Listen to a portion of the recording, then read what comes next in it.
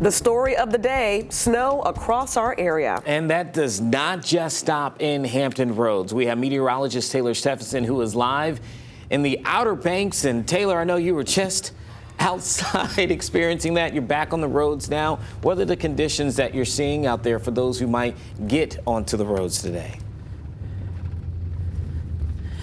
Eugene, Ashley, I don't know if I've ever been more grateful to be in heat. A little bit of misery is outside when you're putting out your foot out the door. You're gonna feel not only the coldness but the wind hitting you, and that's the biggest thing out here in North Carolina right now. We just witnessed a few plow trucks go in the opposite direction.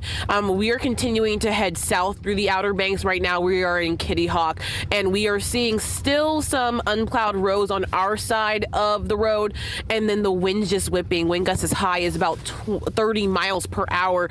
It just makes it feel so much colder, and then it also makes the snow whip in your face. So definitely make sure you're wearing multiple layers. You will need it today. But live in Kitty Hawk, I'm meteorologist Taylor Stephenson for 13 News Now.